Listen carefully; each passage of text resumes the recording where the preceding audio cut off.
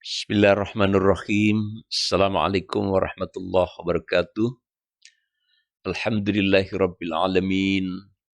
Alladzi khalaqal mauta wal hayata liyabluwakum ayyukum ahsanu amala wa huwal azizul ghafur. Allahumma shalli wa sallim wa barik ala sayyidina Muhammadin wa ala alihi wa sahbihi ajma'in. Amma ba'du, para pemirsa dimanapun berada, mari kita senantiasa manjatkan puji syukur kepada Allah Subhanahu wa Ta'ala. Kita bersama dalam keadaan sehat walafiat, atau barangkali bagi para pemirsa yang sedang tidak enak badan, sedang sakit, kami doakan cepat sembuh, disembuhkan oleh Allah, dan kembali bisa beraktivitas normal. Kita bersyukur sudah beberapa hari kita memasuki bulan Ramadan. Dan saat ini kita sudah berada pada 10 hari di bulan Ramadan. Bulan yang suci, bulan yang selalu diidam-idamkan oleh kaum muslimin dan muslimat sekalian. Para pemirsa dimanapun berada, sudah tentu pengalaman Ramadan. Dari awal Ramadan sampai saat ini banyak sekali bagaimana kita dengan tulus ikhlas melaksanakan rangkaian ibadah bulan suci Ramadan. Mulai dari puasa yang merupakan perintah Allah khusus di bulan Ramadan, kemudian kita malam sholat tarawih. Tidak hanya itu saja, kita juga melaksanakan amaliyah kebajikan yang lain. Ada tadarus Al-Quran, ada mengkaji ilmu-ilmu keislaman, kita hadir di pengajian, termasuk khususnya di 10 hari terakhir di bulan Ramadan itu, kita menghidupkan malam-malam Ramadan dengan iktikaf di masjid-masjid yang sudah tentu kita mengharapkan mengalami malam yang sangat indah, yaitu Lailatul Qadar. Para pemirsa, saya ingin menekankan bahwa Ramadan ini merupakan madrasah ruhaniyah, yaitu bagaimana supaya kita ini terdidik kembali melalui madrasah ruhaniyah Ramadan, di mana Allah juga di dalamnya memberikan fasilitas-fasilitas yang luar biasa. Ada pelipat gandaan pahala, ada malam yang sangat dinanti, yaitu Lailatul Qadar, ada ampunan, ada rahmat, ada maghfirah, ya ampunan, yang semuanya merupakan fasilitas yang diberikan Allah di bulan Ramadan, di mana kita ini sedang dididik untuk menjadi orang-orang yang bertakwa, seperti kata akhir dari perintah untuk berpuasa, yaitu la'allakum tattaqun. Jadi goalnya itu adalah bagaimana kita ini menjadi orang yang bertakwa. Atau kalau boleh saya katakan, bagaimana agar kita ini ketakwaannya semakin berkualitas, semakin sempurna sebagai orang yang bertakwa, muttaqin.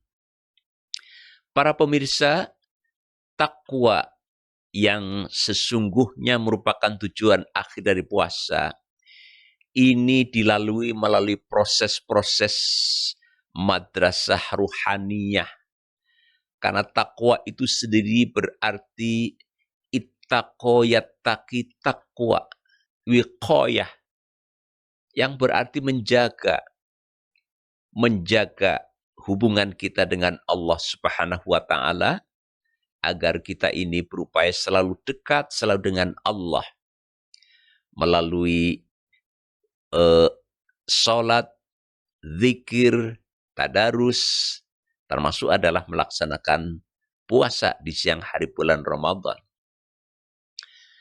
Juga menjaga hubungan antar sesama manusia dalam hidup kemasyarakatan.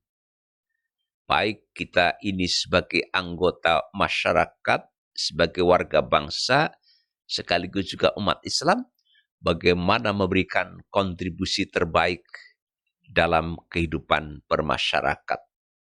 Lalu yang ketiga adalah menjaga hubungan dengan alam sekitar, dengan pohon, dengan hewan, dengan lingkungan kita, dijaga keserasiannya, dijaga keseimbangannya, agar tetap tercipta lingkungan kehidupan yang nyaman dan harmonis.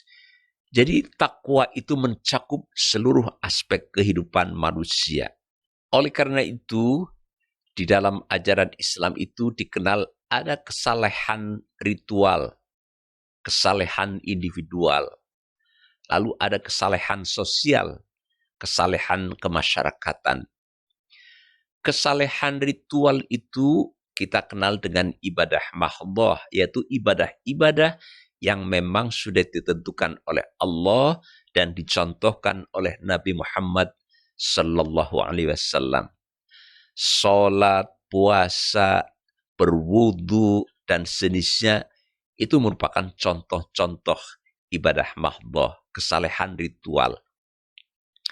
Maka di dalam memupuk kesalehan ritual ini kita sholat dengan tertib, kemudian zikir, tadarus Al-Quran, dan seperti saya katakan di 10 hari terakhir di bulan Ramadan itu kita menghidupkan malam-malam dengan iktikaf.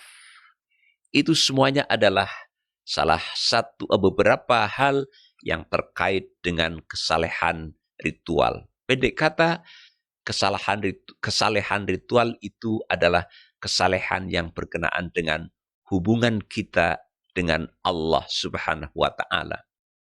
Lalu kita menghindari larangan-larangan Allah, menghindari Allah itu murka kepada kita.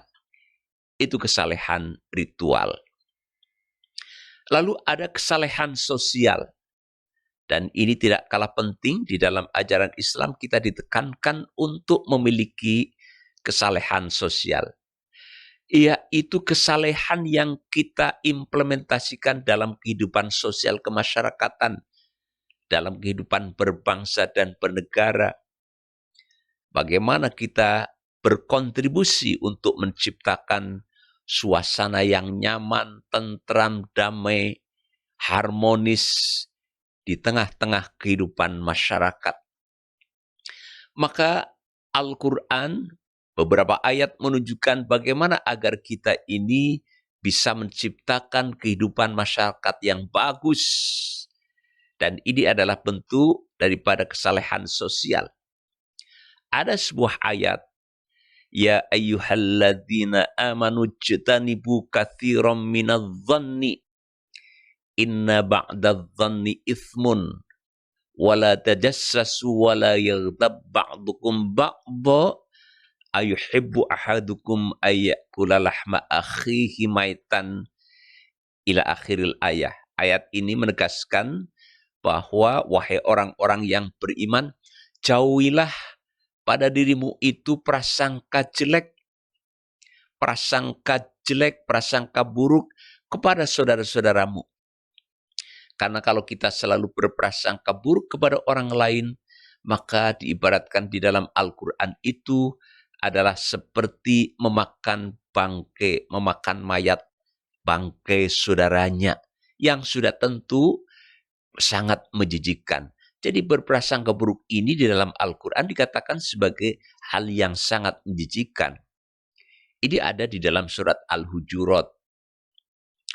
Begitu juga di ayat lain di surat Al-Hujurat, Allah mengatakan, Ya ayyuhalladzina amanu la yaskhar qawmum min qawmin asa ayyakunu khairam minhum wala nisa'um min nisa'in asa ayyakunna khairam minhunna wala talmizu anfusakum wala tanabazu bil alqab bi'salismul fusuku ba'dal iman wa man lam yatub fa ulaika humudz zalimun.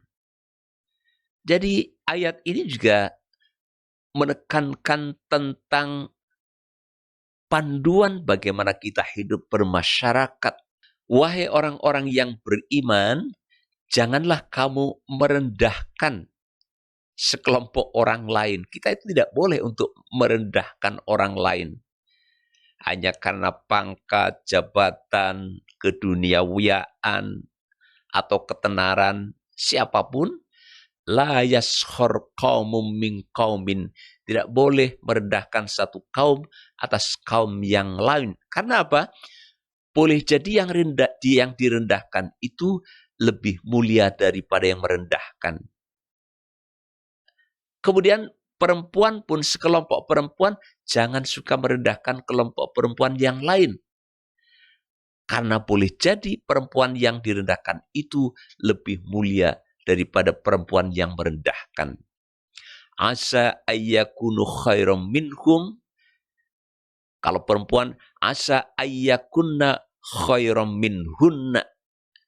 Jadi boleh jadi yang kita rendahkan itu lebih baik, lebih mulia, lebih terhormat di mata Allah dibandingkan dengan kita yang merendahkan. Kemudian yang kedua adalah wala talmizu anfusakum. Wala talmizu anfusakum. Ini derajatnya lebih berat lagi, yaitu mencela. Mencela orang lain itu tidak boleh. Wala talmizu anfusakum. Jangan mencela sesama kamu. Bayangkan kalau di dalam hidup bermasyarakat ada orang yang hobinya mencela, memfitnah, maka yang terjadi adalah suasana permusuhan di antara sesamanya. Kemudian ayat ini juga menegaskan wala tanabazu bil alqab. Jangan memberi gelaran kepada orang lain dengan gelar-gelar yang menyakitkan hati. Kita suka memberi orang yang agak gemuk, kemudian dikatakan si gembrot. Kemudian yang badannya agak kurus, kita mengatakan si kurus krempeng. Mungkin ada gelaran-gelaran lain yang orang tersinggung. Ini sangat diperhatikan oleh Al-Quran. Kita tidak boleh itu. Jadi itulah penekanan Al-Quran. Bagaimana hidup bermasyarakat. Kalau sekarang ini ya jangan suka menebar berita hoax. Karena berita hoax itu kadang-kadang membuat orang lain menjadi tersinggung, menjadi marah, ada yang dirugikan. Kalaupun itu bukan berita hoax, itu juga perlu ditelaah terlebih dahulu sebelum share. Apakah ada manfaatnya kalau berita itu di-share atau tidak? Meskipun bukan hoax, tetapi kalau disebar itu tidak ada manfaatnya, lebih baik tidak usah disebar. Ditahan saja, tidak usah disebar. Tetapi kalau itu otentik, bukan berita hoax, kemudian kalau di-share ke orang-orang lain ada manfaatnya, barulah kita sebarkan, kita share. Ini semuanya adalah didasarkan atas nilai-nilai yang diajarkan oleh Al-Quran. Dan konsep ini adalah konsep bagaimana kita mengejawantahkan kesalehan sosial. Jadi kesalehan sosial ini berkaitan dengan karakter kita di dalam kehidupan bermasyarakat. Ya, kita jujur, kemudian tanggung jawab, konsekuen, konsisten, tidak suka membuat fitnah, memberikan edukasi kepada masyarakat, ya, pencerahan kepada masyarakat. Bahkan kita juga menjadi problem solver di tengah-tengah kehidupan masyarakat. Jangan sebaliknya menjadi problem maker, membuat masalah yang meresahkan masyarakat. Kemudian lebih jauh dari itu adalah bagi kita yang sedang menjadi seorang pejabat, bagaimana jabatannya itu sebagai amanah bisa mendatangkan suasana nyaman dan sejahtera bagi masyarakat yang dipimpinnya. Bagi orang-orang kaum cerdik pandai, sudah tentu dengan kepandaiannya itu bisa mencerahkan masyarakat, bisa mendidik masyarakat menuju pada kehidupan yang lebih baik. Dan kalau di antara kita ada yang hartanya agak longgar, kita berikan santunan kepada orang-orang yang tidak mampu di sekitar kita. Inilah yang disebut dengan kesalehan sosial. Maka pemirsa yang dirahmati oleh Allah, dua hal ini, kesalehan ritual dan kesalehan sosial, betapa diajarkan oleh puasa Ramadan ini sepanjang bulan Ramadan. Yang harapannya adalah ketika Ramadan itu selesai, kesalehan ritual, kesalehan sosial yang seimbang ini terus bisa kita terapkan di bulan-bulan lain selain bulan Ramadan. Para pemirsa yang dirahmati oleh Allah, kemudian karena kita sudah berada di 10 hari terakhir di bulan Ramadan, ada baiknya kita merenungi kembali petikan ayat di bagian akhir yang memberitakan puasa, yaitu walitukmilul iddata walitukabbirullaha ala ma hadakum wala'allakum tashkurun. Walitukmilul iddata, dan hendaklah engkau genapkan puasamu 1 bulan lamanya. Apakah 29 hari ataukah 30 hari? Karena bulan Hijriah itu minimal 29 hari, lalu maksimal 30 hari. Tidak ada 31 hari. Sehingga ini nanti insya Allah Idul Fitri akan bersama-sama jatuh pada tanggal 10 April 2024. Jadi genapkan bilanganmu, kata Allah di dalam Al-Quran, walitukmilul iddah. Bagi mereka yang kemudian sempat terhalang untuk berpuasa, ibu-ibu yang kebetulan datang bulan, atau mungkin kita bepergian yang memang tidak memungkinkan untuk berpuasa, maka kita harus mengganti hari-hari yang ditinggalkan itu dengan berpuasa di luar bulan Ramadan. Jadi Al-Quran mengatakan, walitukmilul iddata, genapkan bilangan puasamu 1 bulan lamanya, bulan Hijriah. Kemudian, kalau sudah genap 1 bulan lamanya, kemudian walitukabbirullaha ala ma hadakum, kemudian bertakbirlah kepada Allah atas petunjuk yang telah engkau berikan kepadamu. Wala'allakum tashkurun, dan mudah-mudahan engkau semua termasuk orang-orang yang bersyukur. Maka para pemirsa, tepat nanti di akhir Ramadan, tanggal 30 Ramadan, pas adzan maghrib tiba, di mana kita buka puasa terakhir di bulan Ramadan, saat itu pula mulai terdengar takbir. Allahu Akbar, Allahu Akbar, Allahu Akbar. La ilaha illallah, Allahu Akbar. Allahu Akbar, walillahil hamd. Sejak adzan maghrib mulai mengakhiri puasa kita di hari terakhir bulan Ramadan, gema takbir mulai berkumandang di masjid-masjid, di musola-musola, baik di kota-kota besar maupun di dusun-dusun terpelosok sekalipun akan terdengar suara takbir. Orang Jawa mengatakan takbiran. Mengagungkan Allah.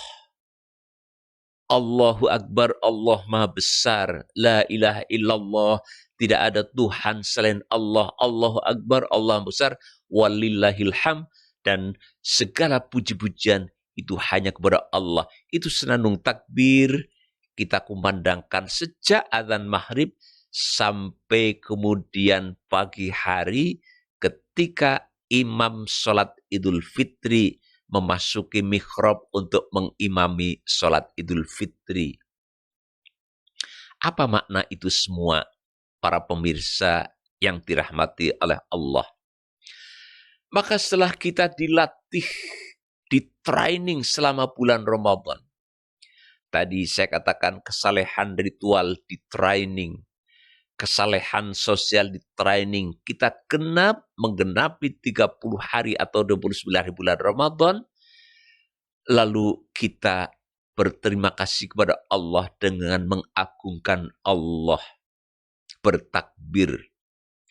Takbir itu berarti mengagungkan Allah. Dan pada saat yang sama, kita mengecilkan diri kita, mengecilkan hawa nafsu kita, mengecilkan keinginan kita. Kita hanya mengagungkan Allah karena hidup kita ini sepenuhnya adalah milik Allah Subhanahu wa Ta'ala.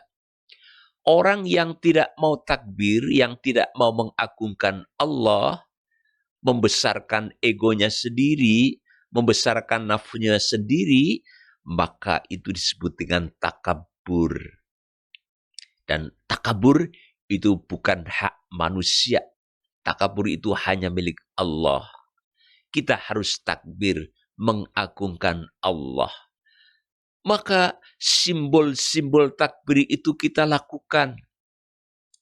Pertama, harta kita keluarkan. Ada zakat mal, ada infak. Diri kita juga ada zakat fitrah.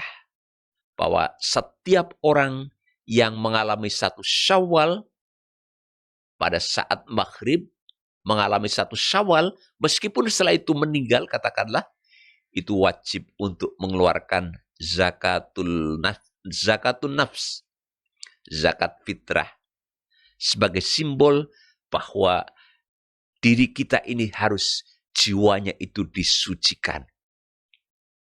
Untuk kemudian kita menyerahkan diri sepenuhnya kepada Allah Subhanahu wa Ta'ala. Manakala kita menyerahkan diri sepenuhnya kepada Allah, Allah yang Maha Besar, diri kita hanyalah hamba di hadapan Allah Subhanahu wa Ta'ala, maka itulah sesungguhnya ketakwaan yang sempurna, seperti ayat perintah puasa pada akhirnya adalah la'allakum tattaqun. Para pemirsa yang dirahmati oleh Allah, mudah-mudahan puasa Ramadan 1445 Hijriah ini membawa ketakwaan kita menjadi ketakwaan yang sempurna, dan kita menjadi orang yang selalu takbir dalam kehidupan sehari-hari.